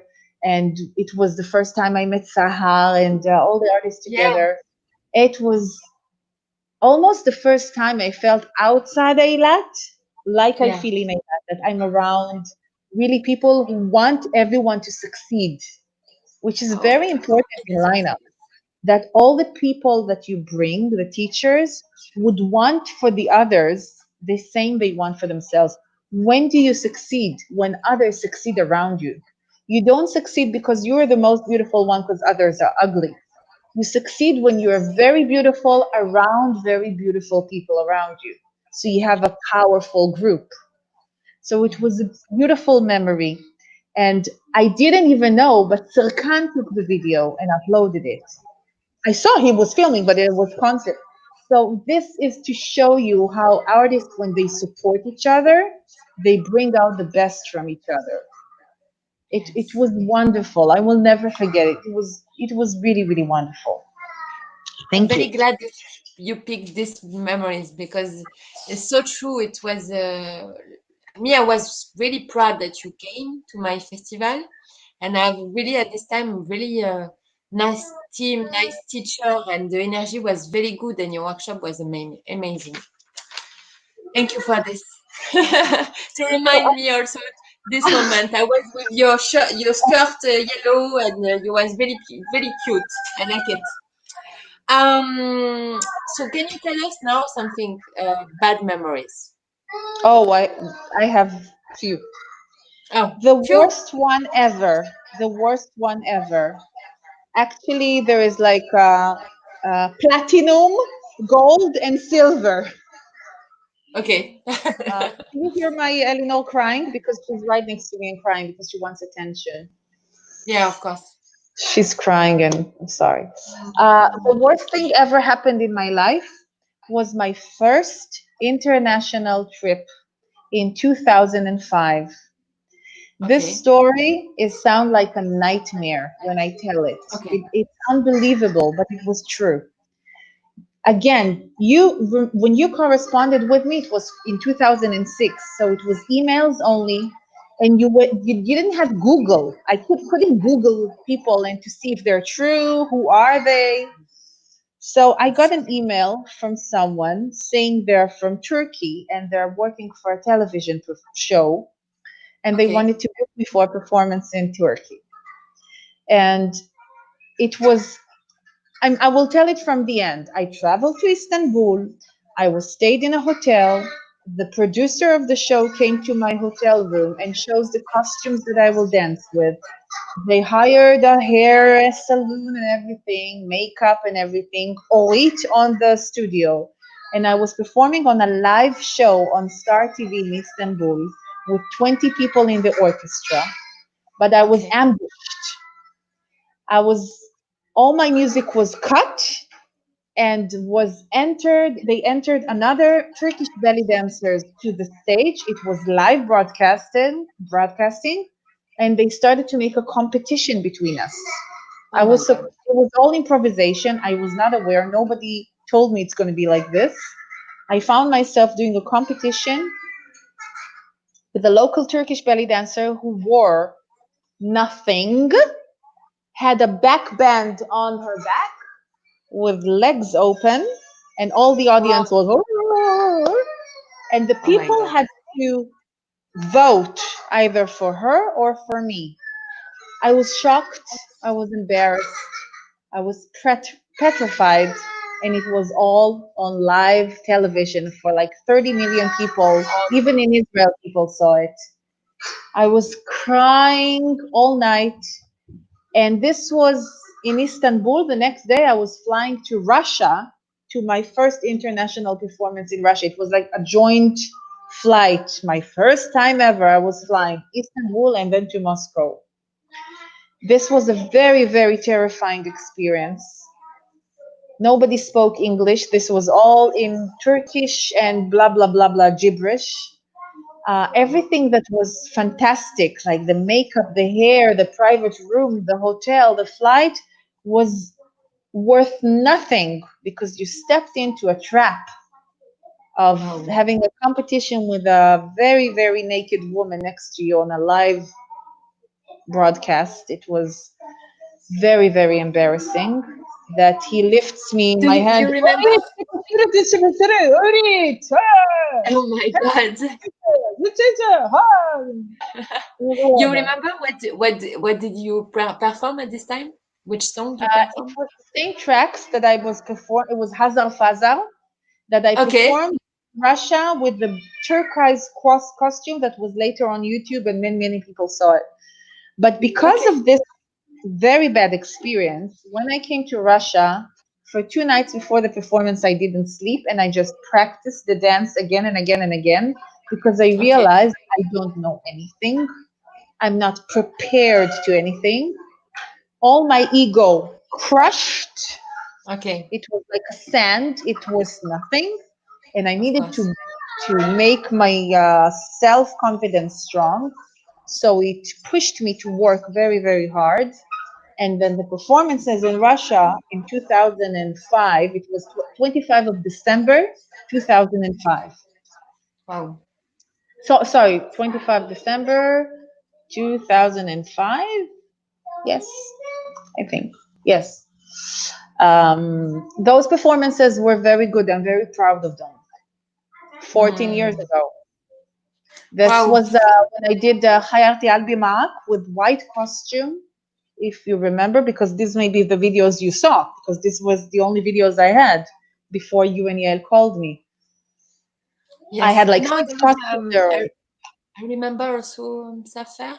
No, I think he was dancing on Maftsir also. I Yeah, remember Msafa this. Wahdak I did in my house, Yes. home Oh video. my God, really?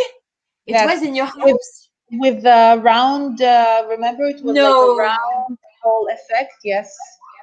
I'm glad to know this today after 15 years that you know it was in your house. Crazy. Wow, it's really crazy. So now I want to speak about Elat, your festival, Mm-hmm. your festival. How do you create this idea to make this festival? Because I can remind to the people listening to you, Elat Festival is a festival in Elat,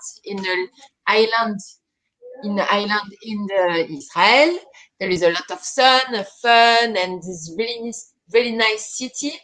And I came in Elat Festival so many times, and with many famous dancers, and we all enjoy this festival because for us it's like holiday paradise with the non-stop music, non-stop sun, fun, party, and everything. And Free how did you alcohol. create?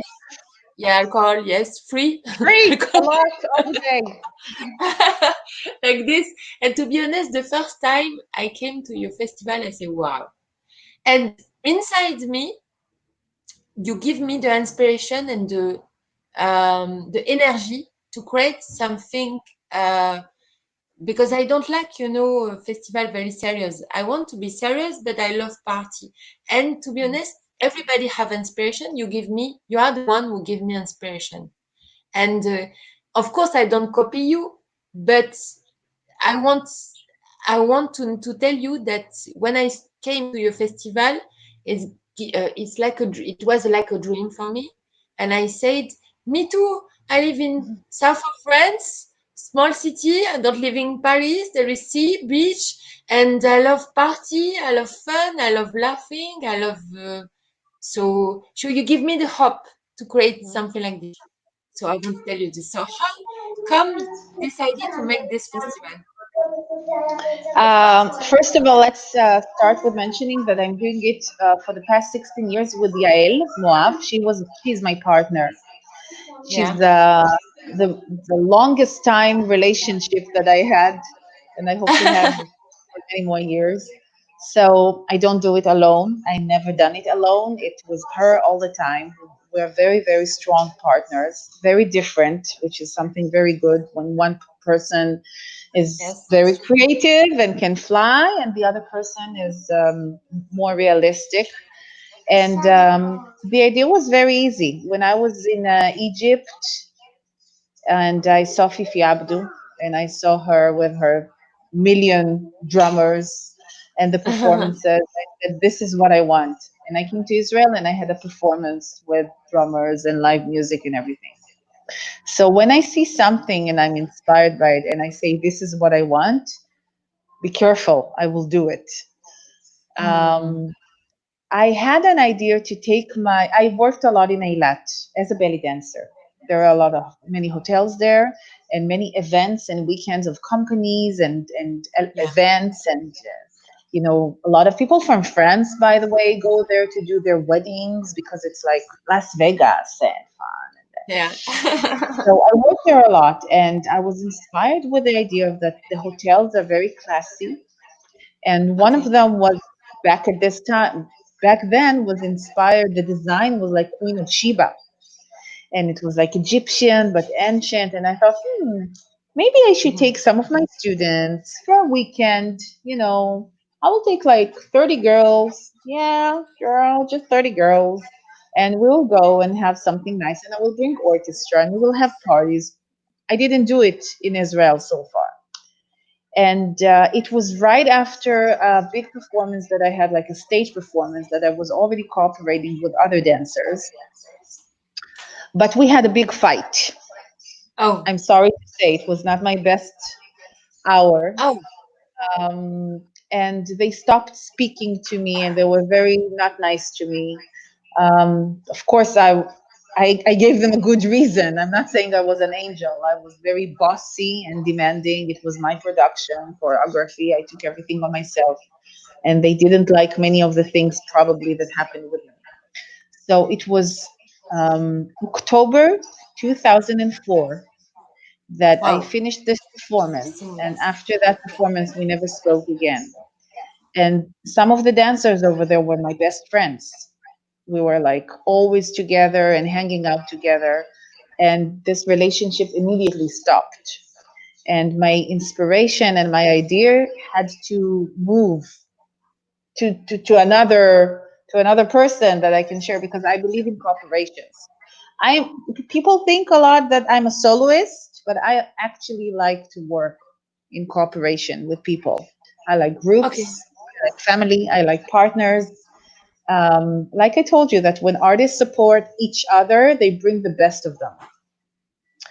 So I reached out Yael, which I never studied with her. I never worked with her before in any production, but I already knew her. And I told her, "Hey girl, I have an idea. I work a lot in Eilat, and how about you bring your students, I'll bring my students, and let's give them a nice weekend." And this is how in 2005, in January, when we had no social media at all, we Yes. sold the whole hotel in 3 weeks. Not my students and her students.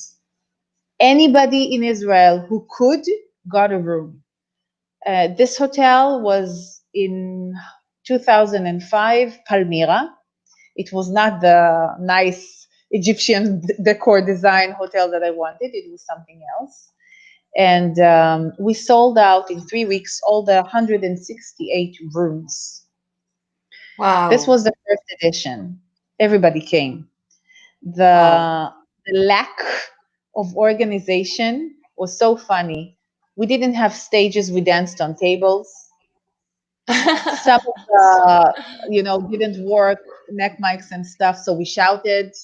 It It's was amazing. so crowded that we switched locations, danced on chairs. The show at night was so suffocated. People were like, couldn't see. It was so tight. And we immediately knew we're going to have it the next year too. And then in 2006, it happened again. And this time we needed another hotel. And then we took two hotels and we filled them. And in What 2007, it was three the golden hotels. the golden tulip? The I Golden don't. Tulip, yes. I was And there. yes, in 2010, we moved to one big hotel, to the Club Hotel, the one you were in Yeah. for the most of your time, Oof. because Yeah. it has a lot of rooms and it's huge. And And the jacuzzi. and the jacuzzi. Well, we're a VIP. Not everybody took jacuzzi. And then the rest is history. So yeah, it was 2004. By the way, after this big fight, after a few years, I got back to to be friends with all of them, and some of them were teaching in my festival. Some of them still do until now, and I respect them, all of them, as dancers. And it was just being young, full of ego, and having Mm, those bitch mistakes. But mm, something good came out of it, and the relationship of me and Yael was never based on competition between us as dancers. She was in yeah. another phase in her life. I was a beginner performer with all the, fire in my eyes. And she was already having a very big school established. She had a family. So she was toned down, and we knew how to work together. So probably this cooperation was better than cooperating with fellow dancers. It all turned out for the best. It's This is Eilat. amazing. This is Elat Festival, yeah. This is Elat Festival. And I love so much your words to say. It's so good to hear you, really, really, really, really. Right. Um, it start to be late, and I don't want too It's much very for late. you to. Yeah, we are two Yes, hours delayed. because to have to have a dancer like you, Jillina, and you, how is possible to make an interview in 30 minutes? It's not possible for me. We It's decided it. So if you still too have people much. who are watching, then we can do Yes, like yes, last yes. We still question. have people here. Don't worry. Don't worry. They listen like, thank you so much, people, to listen you. Alors, so I want to ask you, how do you see the future of the belly dancing?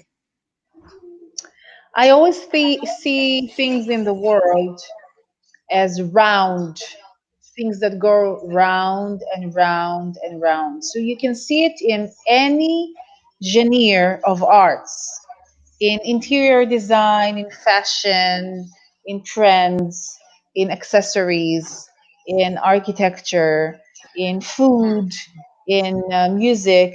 Now you have a very strong retro to the 80s and to the 90s. Finally, okay, the best decades ever. So I think people will always go back and learn how to appreciate from the beginning what they had 20 or 30 years ago. This is usually the retro time. You always go back like 20, 30 years ago. Okay. So, when it was like 10 years ago, going back to the 50s, or yeah, the trend is always to go back in circles. But when you go back, you always go, right? So for you, you always move forward. You move forward, but not in a straight line. You move like in circles. I believe that the big boom of Brazilian dancers, very young, from all over the world, will stabilize. Okay. And there will be some sort of calm down, and people will work back on their personalities, Okay. because the chase for technique and the chase for choreographies, for music, for creating our name. Everybody wanted to be very powerful on Facebook or Instagram, or having many, many YouTube views and getting a lot of attention, but it was so fast. Where is your Yeah. personality and where's your real life experience? Now it will all go a little bit relaxed, I think, and especially because of festivals are canceling, so the chase has to slow down, and people will Hmm. have time to work on themselves. We were witnessing in the past 10 years clones, Yeah. and the era of clones has to go away. It has to go away. It has no chance because clones cannot be leaders. Of course. You need That's- always individual artists that you can hate or like, but they're individuals. And yeah. the era of clones has to go a little bit down. And the people who are really passionate about it and not just doing it for the Instagram, for the money, for the hair extensions or something, go down a little bit. I believe. I think eventually people who really love the music and love the dance and it does good to them doesn't have to feel that they're in competition all the time and that Yeah. they're chased and they need views and they need likes and they need stories and they need everything again and again and again. They can enjoy what they had and what they have. It's there. It doesn't go away. If you remember in the beginning of our conversation, we talk about like it's a coin that has two sides.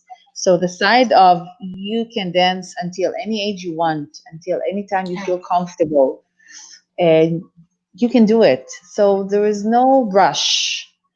The mega competitions and the business around competitions will have to relax sooner or later Yeah. because it's the same people. How long can they compete again and again and again and they never have their own career?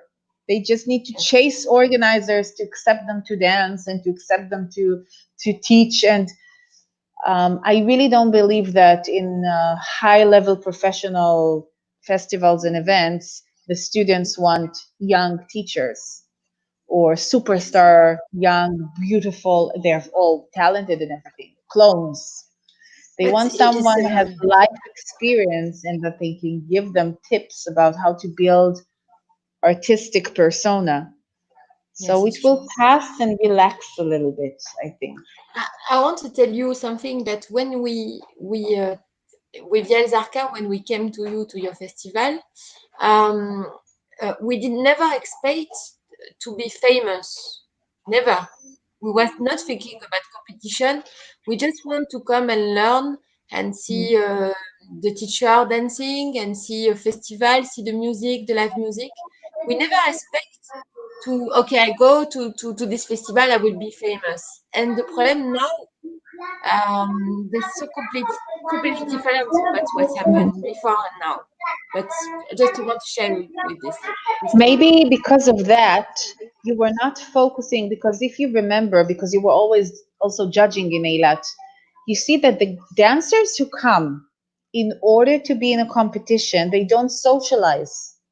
They Yeah. spend many hours in making hair and makeup. So you don't Yeah. see them socializing, learning, taking Yeah. part in classes. They're all Yeah. stressed. So you lose a lot from an important festival when you don't enjoy it and take the spiritual side of it. And maybe because you and Yael came and socialized and opened up to all the possibilities and took every class, then people knew you and your personalities. And when you came on stage, you danced in a very free way. You didn't dance Exactly. to Nothing prove was calculated. anything. When you Nothing came was with calculated. Ilan and you did your duets, Yeah. in 1 year, you became the festival's favorite. You were not there to impress. You were not there to make a show off. You came as two modest people and you just gave your best. And in the parties, you socialized and everything. So eventually, people will remember where their heart went. A Exactly. great body and a great performance and a great back bend is not replacing an eye contact Yeah. and a nice talk and a Yeah. natural dance in parties when we socialize and hanging out and having fun. This you can find athletes or dancers that are acrobats or can spin very fast again and again and again and again and again. That's great, but it doesn't go inside your heart. And then you don't remember it for a long time. So true. Beautiful. So last things. Okay. Okay. Promise. Yes, you will promise. Um, can you give us to people who listen us now, if they continue to listen us? If Of course, they will. So interesting. Some advice for the new generation. The new girls want to have a career. What do you give some Well, advice? nobody is promising you career, okay? When you go to law school, nobody promising career. When you go to medicine school and when you become a dancer, artist, or an actor, nobody is promising. So don't go for a career. Go for enjoyment. Enjoy every part of the process. Learn the culture, what to do, what not to do. If you remember when we danced and in classes, I told you there are some songs you cannot dance on their lyrics. Even the song sounds happy. You need to, if you dance on Arabic culture, understand the Arabic culture. Arabic culture respects time. Take your time. You don't need to be hurried. Arabic culture respects their artists. They're still listening to Kulthum. She Yeah. died 47 years ago and she's still their number one. So if you're choosing this path of going into Oriental dance, folkloric dance of many regimes, take the time to explore the cultures, choose what suits for you, what suits for your body type, what you enjoy to dance. Sometimes there are trends. So 5, 6 years ago started the trend of street shabby, and all Mm-hmm. the girls had mats, jeans. Mm. It doesn't suit anyone, Yeah. everyone. It's true. It's Okay. true. It's true. Um, Classical dance with leg kicks, nice Arabic. It doesn't suit everyone. Drum solo doesn't suit everyone. So explore everything. Enjoy the privilege of taking classes, not specifically now, but whenever you can, YouTube classes online with so many wonderful teachers. 10 years ago, it didn't happen. 10 years ago, there was not such a big traveling teachers. And take your time to learn who you are. And remember, this is an entertainment. You don't need to do it. Nobody is pushing a gun on your head to do it. Do it because you want to entertain, because you love to entertain. Take self critique down a little bit.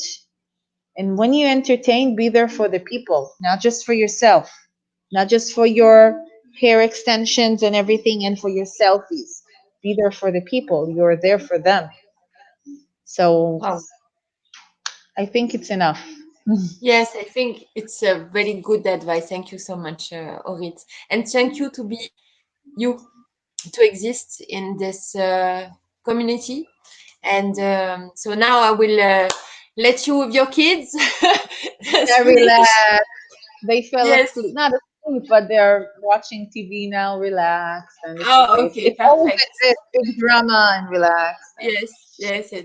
But thank you so much for to answer my invitation, and I hope to see you very, very soon in live. Very soon, and we met last week in the show that Yael Zarka hosted, so we Yeah, danced yeah, together, yeah, and yeah, now we meet in the interview, yeah. and it's fun. I think it's nice. I feel that during the whole Eilat festival, I met many artists, and of course, I was invited as well. But with some people, even if we don't talk 1 year, we're like sisters. It's like we are very, very, very close. We know each other. We don't see nonsense. I don't want to say BS, but we know the Yes, truth and we can talk yes, and be honest with each other.